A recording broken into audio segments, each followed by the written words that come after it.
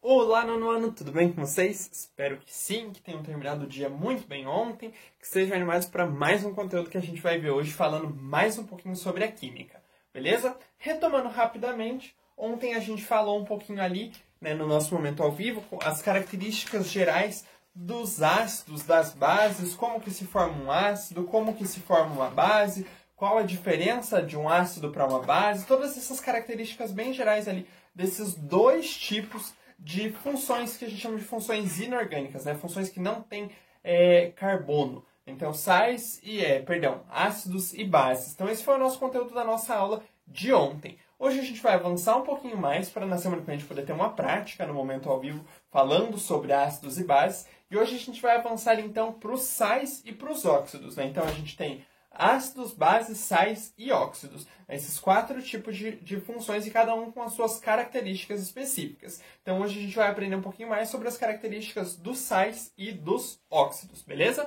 Então pega lá seu MD2 na página 26, né, de Química, estamos em Química.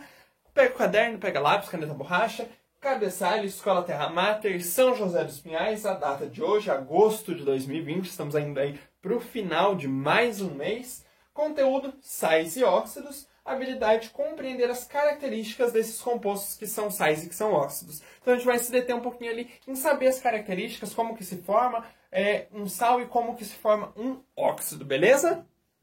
Então, trouxe vocês mais perto aqui para a gente falar primeiro, então, sobre os sais. Então, nós vamos ter ali duas definições bases, né? Duas definições-chave quando a gente fala desse conteúdo. Uma definição bem química, bem geral, e uma definição que a gente chama de definição de Arrhenius.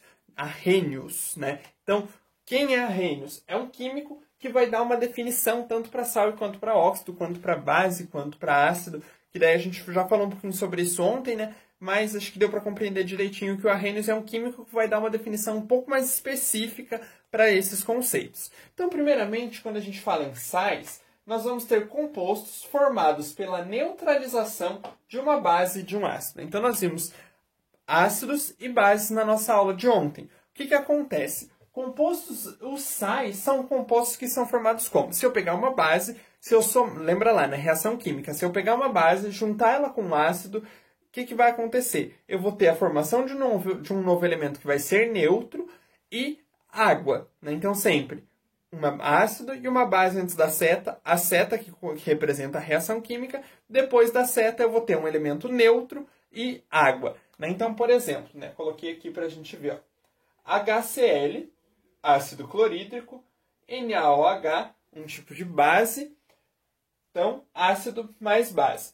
Se eu juntar esses dois elementos, o que eu vou ter a formação? De um sal, NaCl, cloreto de sódio, que é o nosso sal de cozinha, que é um elemento neutro, mais H2O, né? Água. Então, o que eu fiz? Eu juntei um ácido com uma base, e aí eu formei um sal e água. Então, os sais vão ser formados a partir da neutralização de um ácido e uma base. Eu juntei um ácido e uma base e eu formei um elemento neutro. Para Arrhenius, qual vai ser a definição de sal?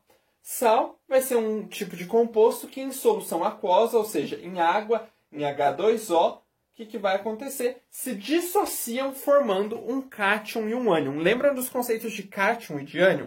Cátion é aquele tipo de elemento que doa os seus elétrons e fica com um sinalzinho positivo, porque ele vai ter então mais prótons do que elétrons. E ânion, aquele elemento que recebe os elétrons, que vai ter um sinalzinho de menos porque fica mais eletronegativo. Então, os sais são aqueles tipos de elementos que, se eu dissociar os sais, eu vou ter a formação de um cátion e de um ânion.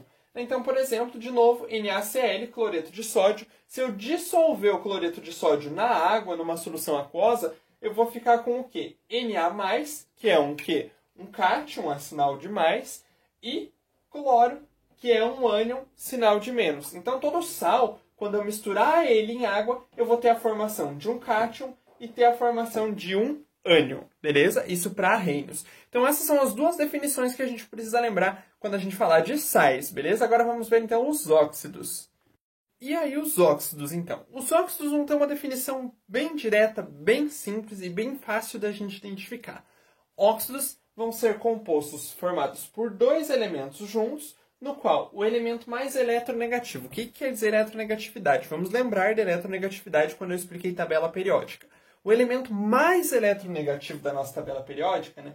Rapidamente aqui só para a gente pensar mais ou menos, né? A nossa tabela periódica é mais ou menos assim, e a gente tem o flúor, né? Bem lá no cantinho a gente tem o flúor, né? O flúor é o elemento mais eletronegativo.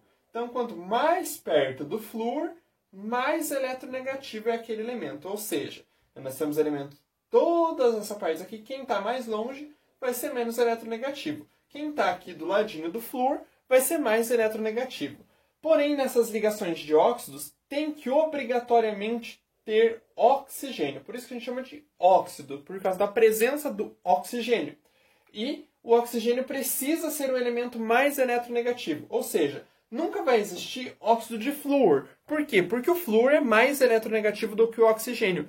Então, óxidos são elementos que são formados por um oxigênio e por um outro elemento que seja menos eletronegativo que o oxigênio. Então, se o oxigênio está mais ou menos aqui, na tabela periódica, os óxidos vão ser formados somente por elementos que estiverem para cá, né? Quem estiver mais perto do flúor do que o oxigênio não vai poder ser um óxido. Beleza? Então, basicamente, essas são as definições. Então, por hoje era isso, pessoal.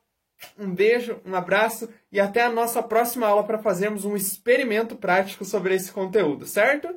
Vamos lá!